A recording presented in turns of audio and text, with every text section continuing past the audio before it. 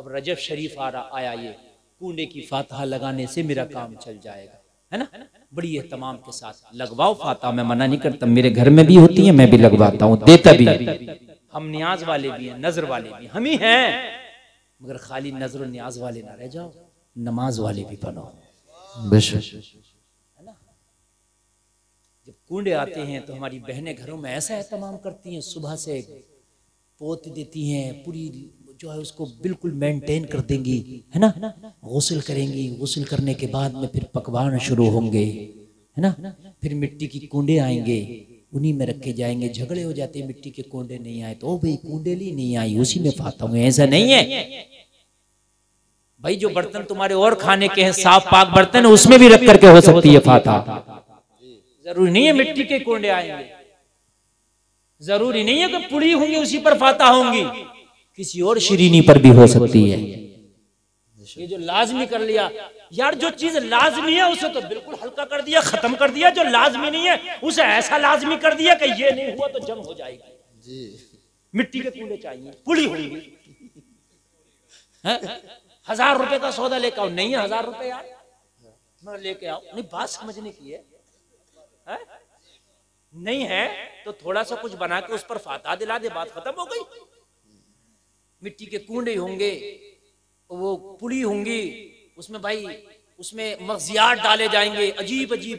बास पुड़ियां बड़ी बड़ी कीमती पहुंच जाती हैं, बड़ी बड़ी कीमती है, 2-2 हजार रुपए तक, 3-3 हजार रुपए तक। भाई नहीं है हिसाब शौहर का, जितना हिसाब है उतना कर ले। किसने बताई, मुझे बताओ, किसने बताई कि सब ये अजीब मामले? पुड़ी करने के लिए तो गुस्ल सुबह से हो गया, नमाज के लिए कहती है मौलाना बच्चे ने पेशाब कर दिया, नमाज के लिए गुस्ल कब होगा? मेरी बात बताओ ना नौजवानों, हर बात को मजाक में ना लिया करो, बात को समझा करो। मैं कुछ चुटकुला नहीं बयान कर रहा हूँ, हाँ मैं हकीकी बात बयान कर रहा हूँ जी। मिट्टी के कूंडे ना आए तब भी तेरी फाता हो जाएंगी, पुड़ी ना बने तब भी फाता हो जाएंगी, मगजियात ना बने सादा पुड़ी बन जाए तब भी हो जाएंगी। समझ रहे हो? कीमे के समोसे ना हो तब भी फाता हो जाएंगी, हर हाल में हो जाएंगी। फाता से कोई मसला नहीं है। इस फाता के लिए इतना जोर, नमाज बिल्कुल गायब है हमारे घरों से जी, नमाज बिल्कुल गायब है हमारे घरों से। कूंडा वालों दिन मस्जिद के इमाम को नहीं फुर्सत मिलती, और कितने इमामों की तो इमामत हट गई। भाई इसके घर फाता पढ़ने गया, मेरे घर क्यों नहीं आया? इसके घर तो गया, मेरे घर क्यों नहीं आया? नहीं आ पाया यार, कोई जरूरी है मस्जिद का इमाम फाता पढ़ेगा, तू क्यों नहीं पढ़ देता फाता? क्या मुसलमान नहीं है? सही बात, फाता तो औरत भी पढ़ सकती है। तू तो चाहे पंजाब पढ़ के पढ़, पूरा कुरान पढ़ के फाता पढ़, मना नहीं करते। कोई जरूरी नहीं है कि मस्जिद के इमाम को बुलाओ फाता पढ़ाना, खुद पढ़ो, घर की औरत पढ़ ले। जब बना सकती है तो पढ़ क्यों नहीं सकती जी? अपना फाता पढ़ने का हिसाब नहीं है। कूंडे जरूर होंगे, तुझे याद फाता तक नहीं है, कूंडे होंगे। अरे बात बताओ यार, कम से कम इतना तो कुरान याद होना चाहिए कि फाता खुद पढ़ लेता जी। है? गाड़ी तो ओडी लागा, चलाना नहीं आती। बात बताओ मुझे, किस काम की है ना? गाड़ी 1 लाख की ले, मगर चलाना आए तब ना उसका मजा लेगा।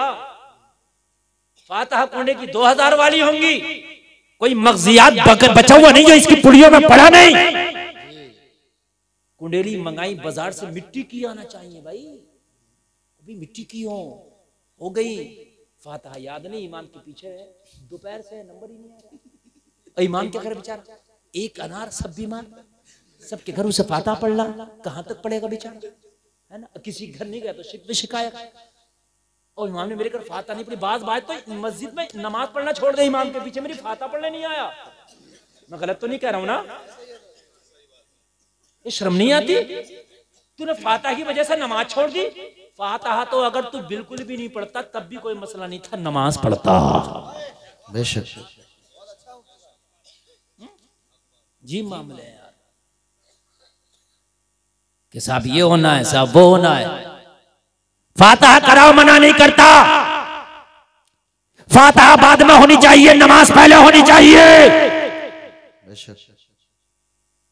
फातिहा के लिए एक बार गुस्ल करते हो, नमाज के लिए अगर 5 बार भी गुस्ल करना पड़े तो करो, मगर नमाज पढ़ो।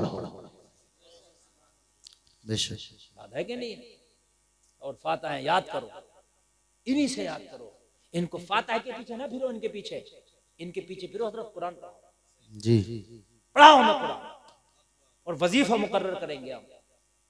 जब अपने बच्चों को इंग्लिश का ट्यूशन पढ़ाता, 5-5 हजार का पढ़ा लेता, अगर 500 रुपये कुरान पढ़ने के भी वजीफा दे देगा तो क्या मसला है यार? और अपनी अपनी बैठकों में, हॉलों में 10, 15, 20, 25 लड़के इकट्ठे हो जाओ, 300-400 रुपये महीना सब इकट्ठे करो, 5-10 हजार रुपये महीना इकट्ठे हो जाएंगे। और एक अच्छे हाफिज कारी का इंतजाम करो, उनसे कहो हजरत हमें टाइम नहीं, दिन भर काम करते हैं, कढ़ाई करते हैं, बुनाई करते हैं, बिजनेस करते हैं, दुकान बेचते हैं, रात को आते हैं अपने घर पर, हमारा ये हॉल है, रोजाना रात को 2 घंटे के लिए आप यहाँ आके हम 20 लड़कों को कुरान सिखा के जाया करें, 8,000 रुपये महीना हम तुम्हें दिया करें। सुभान अल्लाह। मुश्किल है कोई? अरे 30 दिन में दिहाड़ी करते हो, 30 दिहाड़ी कर रहे हो, मैं मजदूर की भी बात कर रहा हूँ, 300 रुपये रोज कमा रहे हो, एक दिहाड़ी कुरान के नाम से है? सुभान अल्लाह। मदरसे नहीं जा सकते, हॉस्टल में नहीं रह सकते, इतना मौका नहीं है, लेकिन किसने कहा हॉस्टल में नहीं रह सकते तो तुम कुरान से महरूम रह जाओ, नमाजें याद ना हो तुम्हें।